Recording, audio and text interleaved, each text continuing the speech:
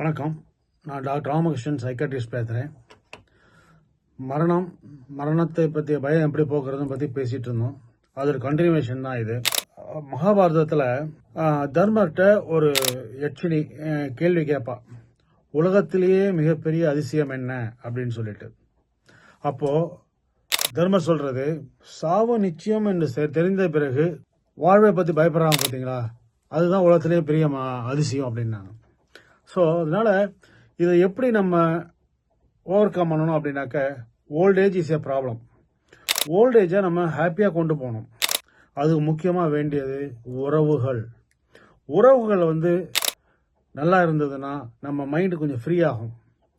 அடுத்தது என்ன பண்ணணும்னா, நம்ம எல்லாமே நெகட்டிவாகவே பார்த்துட்டு இருக்கக்கூடாது.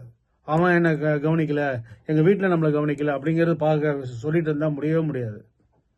ஆனால் அதுவே நம்மளால செஞ்ச பாசிட்டிவ், நம்ம என்ன அச்சீவ் பண்ணியிருக்கோம், நம்ம பழைய விஷயத்துலலாம் என்ன சந்தோஷம் அனுபவிச்சிருக்கோம், இதை பற்றிலாம் நம்ம நிறையா யோசிக்கணும்.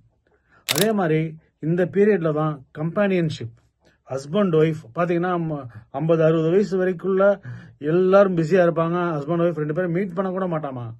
ஆனால் 60-62 வயசுக்கு அப்புறம் கூட இருக்கவங்களுடைய அருமை தெரியும். அப்போது மக்கள் 2 பேரும் சேர்ந்து பயணிப்பாங்க.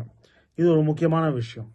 அதே மாதிரி நம்ம இந்த வயசான காலத்தில் நிறையா டூர்லாம் போயிருக்க மாட்டோம், நிறையா விஷயங்கள் நம்ம பண்ணியிருக்க மாட்டோம், சேர்ந்து பண்ணியிருக்க மாட்டோம்.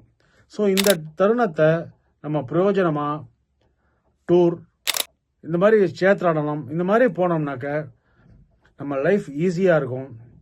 மரணத்தை பற்றிய பயம் குறையும்.